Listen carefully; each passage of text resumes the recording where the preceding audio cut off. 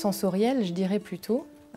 J'ai comme ça des flashs qui me reviennent de temps d'histoire, d'odeurs, de bougies, de petites crèmes qu'on nous appliquait, du bon pain qu'on préparait, et puis évidemment du goût de ce pain sur lequel on tartinait des quantités de confiture.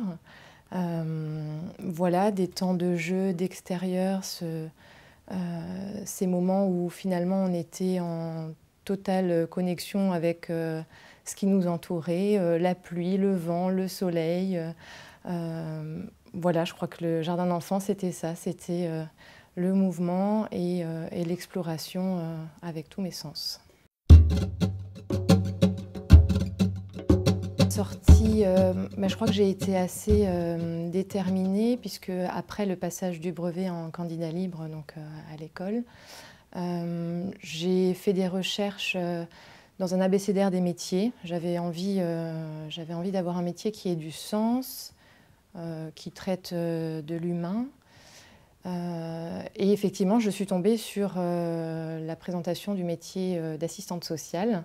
Et je me suis dit, bah, bingo, en fait, c'est ça que j'ai envie de réaliser pour moi. Et donc, en fait, j'ai choisi une filière au lycée, sciences économiques et sociales. Et c'est comme ça que j'ai ensuite rejoint l'école des travailleurs sociaux. Je pense que la première chose que je ressens, en tout cas dans mon activité professionnelle quotidienne, c'est plutôt la vision globale de l'humain.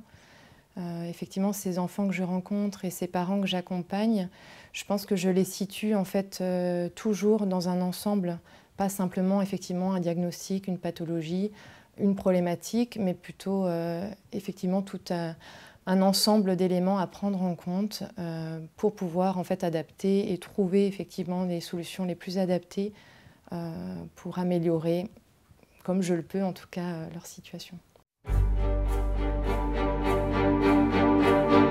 La première chose, c'est ce lien avec la nature. C'est vraiment des garçons des bois, je ne sais pas comment le dire autrement, qui ont besoin effectivement d'être dans le mouvement, à l'extérieur. Ils ont besoin d'être dans la matière, c'est des bons travailleurs.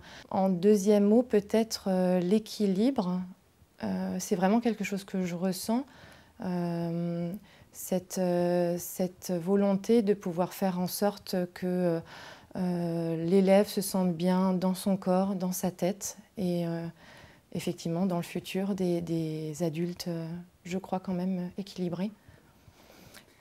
Une troisième idée, peut-être la créativité à travers toutes les pratiques des arts en fait, qu'on peut rencontrer dans notre parcours à l'école, qui, je pense, sont aussi un atout à l'âge adulte, de pouvoir réussir à innover, créer ensemble, toujours et encore, et peut-être même dans un contexte difficile comme celui qu'on traverse là, de trouver des solutions ensemble et d'innover.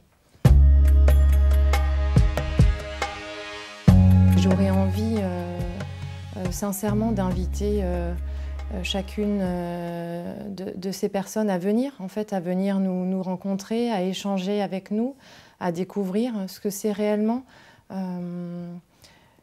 Voilà, j'ai vraiment le sentiment que ces critiques n'ont pas été vérifiées derrière et basées sur des faits.